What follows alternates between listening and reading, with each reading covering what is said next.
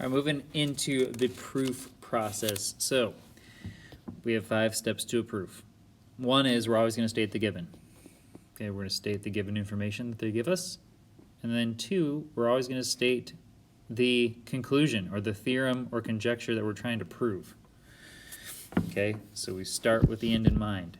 Step 3, we're going to create a deductive argument by forming a logical chain of statements that link the given to what we're trying to prove. Right, so we have something that's given, and then we give a bunch of arguments that lead us to a conclusion or a theorem or conjecture. Okay, then step 4, justify each statement with a reason. So this is where it gets interesting, is because we're learning a bunch of new definitions. We already know a bunch of algebraic properties, which we're going to review some because we'll do an algebraic proof. Postulates are things that we kind of know about, but we're working on the wording of those things, and theorems. So we're going to learn these new things, and then we're going to be expected to use them right away. That's why the proof process is a little more difficult. Then step 5 says state what it is that you have proven. Okay, so we'll give a final statement for step 5. Stating what we have proven. So on these, you guys, they're going to ask you for 3 different types of proofs in your textbook. I'm only going to expect one this year, and that is called the 2-column proof. So it'll look like this. There'll be 2 columns. You'll always start with a given. You'll give some information for the given, and then you'll always end the proof with the thing that you're trying to prove. So the theorem or whatever you're trying to prove here, and then the reason for that. Okay, so I'll show you how that works here in a second. Theorems are what we call a statement or conjecture that has been proven already. So we use theorems that have been proven in proofs to prove other things. Okay, so there are things that other people have proven. You're going to prove some theorems, and once you make a proof, you have created a theorem. All right, so it's a statement or conjecture that has been proven. Example 5, we're going to get right into a 2-column proof. So here's a 2-column proof. Let me give you an example. It says, given that C is between A and B.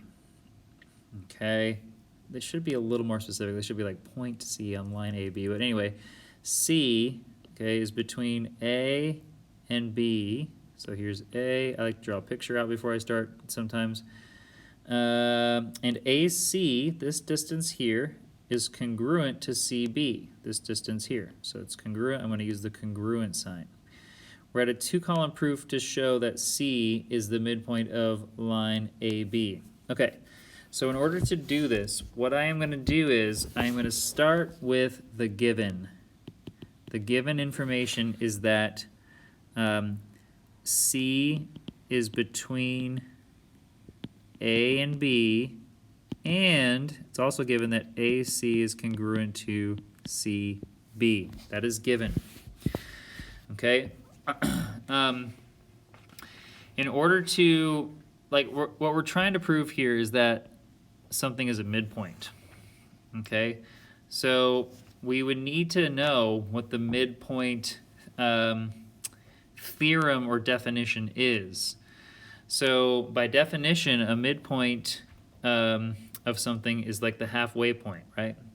So the thing that we're trying to prove ultimately at the end here is that C is the midpoint of line AB. That's like my final step. That's what I'm trying to prove. Okay, so how do I get there?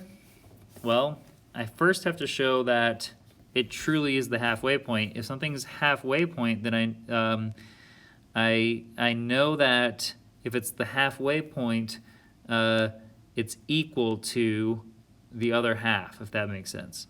So I'm trying to line all that up in a chain of statements that make sense to prove that this is the truth, right? So that's where we're headed with this.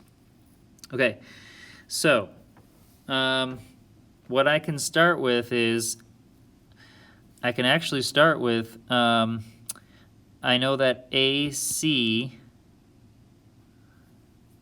is equal to C, B. And the reason that I know that those are equal is because the definition of congruent means equal. So this is definition of congruence. I don't know why I gave you guys 3 things here. Okay, so then, since this is a very simple proof, so I kind of laugh at it. Since this is the case, C is, I don't even need this. I could say now that C is the midpoint of line AB because of the definition of midpoint. Okay, so what I have here is, I know that C is between A and B, and AC is congruent to CB. That's given to me. All I need to state to make this final statement here is that these two things are equal, because by definition a midpoint is like the halfway point, which means each side is equal, right? AC and CB. So I just showed that the two are equal, right? And then I was able to make my final statement. So very simple proof. Oftentimes proofs are a lot longer than that, but they're just getting you guys used to it. So properties of numbers. I'm going to teach you guys some of these properties. These are in your textbook. You might want to get these down. I might have given them to you in your notes actually, but these are just review. We're going to use the properties of real numbers here to do an algebraic proof. Okay, so I'm going to show you how you've been doing proofs all along. It just looks a little different when you're in the proof format. So the addition, subtraction, multiplication, division properties, all these are, you guys, is if you do something to one side of the equation, you can do the same thing to the other and it'll still be the same, right? So you can add the same thing to both sides, you could subtract the same thing from both sides, you can multiply the same thing to both sides, or you could divide the same thing on both sides. That's all those are. The reflexive property just says A equals A, so if you end up with 2 equals 2, you can use the reflexive property, or 2 equals A is the same as A equals 2, that kind of thing. Symmetric property is very similar, where you have A equals B, then B equals A. The transitive property, again, you cut out the middle guy, right? Cut out the middle guy, so if A equals B and B equals C, then A is equal to C. And then the substitution property, if A equals B, then you can replace A with B anywhere. And then the distributive property, right, where you distribute out A times B plus C is the same as 8 times B plus 8 times C. Okay, that went really fast, but those are all review. Let's do one. So the given is 5x plus 1 over 2 minus 8 equals 0. Okay, what I'm trying to show or prove is that x is equal to 3 here. Okay, so I'm just going to solve this the way that you always have. Okay, the next thing down is I would add 8 to both sides, right? So 5x plus 1 divided by 2 is equal to 8. And since I added the same thing to both sides, that is the addition property of equality. So addition property of equality. Okay, next what I want to do is the next thing I would do here is I would multiply both sides by 2, right? So 5x plus 1 equals 16. I multiply both sides by 2. That's the multiplication prop of equality. And then the next thing that I would do is I would subtract 1 from both sides, right? So 5x is equal to 15. That's the subtraction property of equality. That's my reason that I did that. And then I would divide both sides by 5, right? So I would get then x is equal to 3, and that is the division property of equality. I guess I gave you guys too many lines there again. Okay, and that's it.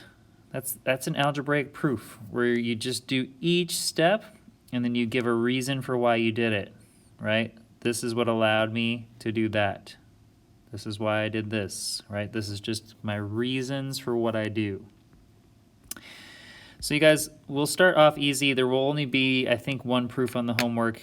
So there's a homework sheet you guys can use for this lesson, and we'll talk more about this in class next time.